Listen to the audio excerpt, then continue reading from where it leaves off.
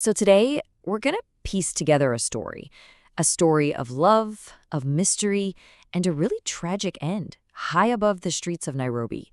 But, and this is what makes it so unique, this story is told through the eyes of a very unlikely investigator, someone who's just trying to make sense of it all. It all starts with this one single haunting word. On October 10th, 2019, a local newspaper printed just this over a young man's portrait. Why? That's it. It completely captured the city's attention. But an answer? Yeah, that was nowhere to be found. So let's follow the final hours of this young man, Franklin. We're going to trace his steps, we'll meet the people he saw, and we'll look at the clues he left behind, all to try and get some kind of handle on what led to that one powerful headline. But what's really different about this story is our guide. You see, the entire investigation is pieced together by a carpenter, a recovering addict who takes on this whole project just to keep his own mind busy. He's not a detective, not at all. He's just searching for some kind of clarity for himself and maybe for Franklin, too. All right, so the investigation kicks off in Franklin's small room in this 7-story building in Nairobi's Pipeline Estate. And the very first person our investigator talks to, it's the building's janitor. This is a guy who knew Franklin not as some headline, but just as the quiet tenant on the 6th floor. And when the janitor lists Franklin's belongings, it paints a picture of a pretty minimalist life. You know, a weathered cot, a cracked table, some plastic plates. For the janitor, this was pretty much the sum of the guy on the 6th floor. A simple, almost sparse existence. But then, in the building storeroom, our investigator finds what the janitor totally missed. And this hidden collection, it reveals a much deeper Franklin. This was a man with a curious mind, an artistic eye, a whole private world that it seems no one else ever really saw.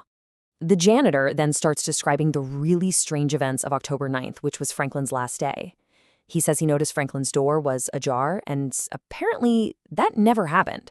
So when he peeked inside, he saw something deeply troubling. I mean, the strangeness of that morning is just hard to wrap your head around. The janitor, he thinks Franklin might be dead, right? So he cautiously approaches, but then Franklin suddenly jumps up. And he's not angry, he's not confused, he's beaming. He thanks the janitor, calls him brother, and even hands him money. It's an encounter that makes absolutely zero sense. Okay, so leaving the apartment behind, the investigation moves into the city itself.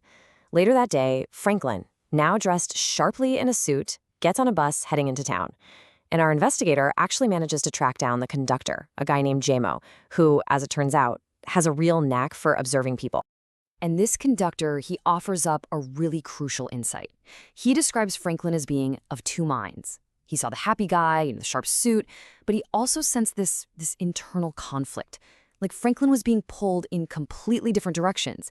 And this is really our first hint of a deep internal struggle. The conductor also shared some stories he'd heard about Franklin's relationship, little anecdotes like this one, a playful joke with a boda boda, a motorcycle taxi, that turned into this whole spontaneous chase and a fun trip to the museum. It just paints this picture of a couple that was so full of life and laughter. And you know what? He wasn't the only one who saw this side of them. Shopkeepers all along Moy Avenue, where the couple used to walk all the time, they described the exact same thing. They remembered this joyful energy, how they were always nudging each other, holding hands, and just being completely freak hair. But on that final evening, something was just different. The witnesses saw the same couple, but that energy was totally gone. The vibrant, playful pair were now quiet, walking arm in arm, looking, exhausted. All that usual joy had been replaced by this quiet fatigue. So as our investigator is gathering all these stories, you start to see these two very different pictures of Franklin emerge. You've got the quiet, solitary tenant on one hand and the joyful, loving partner on the other. It's that man of two minds all over again. And this observation gets confirmed by the person who knew him best. His girlfriend flat out says she knew two Franklins. The reserved, quiet man he was most of the time, and then this other guy, the forward, maybe even a little abrasive one who first approached her. Those two sides, they were absolutely real. And their last few hours together, wow, they really show this emotional roller coaster. There's a quiet argument over a gift, but then they quickly make up. Then there's this really heartfelt moment at a pawn shop where he actually leaves his own ID behind, just so he can buy her a pendant. And then That final goodbye right before he goes back to the tower, alone. So the investigator finally arranges to meet with Franklin's girlfriend. This is it. This is the conversation that could finally hold the key to understanding that one single word from the newspaper. Why? And the details she shares, they're just crushing. Just hours before everything happened, up on that very same tower, they were making plans for the future. She had just told him that she was ready to introduce him to her family. His response to this was, well, it was almost poetic. He told her that their life together felt like a perfect dream, and he said his only wish was to never, ever be woken up from it.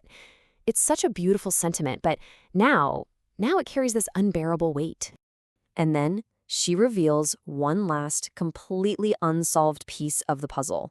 Apparently, an eyewitness saw Franklin up on the tower, reading a piece of paper just moments before he fell. But when the authorities investigated, that paper was gone, just vanished. So, to wrap up his search, our investigator knows there's only one thing left to do. He has to see it for himself. He goes to the S&A tower, but he's not looking for evidence anymore. He's looking for something else entirely. He's looking for understanding. So he climbs all 201 meters to the top, and as darkness falls, Nairobi just spreads out beneath him, like this incredible sea of twinkling lights. From that high up, the city really does look like a galaxy of infinite possibilities. But then he looks down, and in that one moment, the whole search for facts and clues, it's just over. Standing right where Franklin stood, our investigator doesn't find a logical answer. He finds a feeling. A profound, sinking, tragic sense of understanding that doesn't need any words at all. And so this is the question we're left with, isn't it?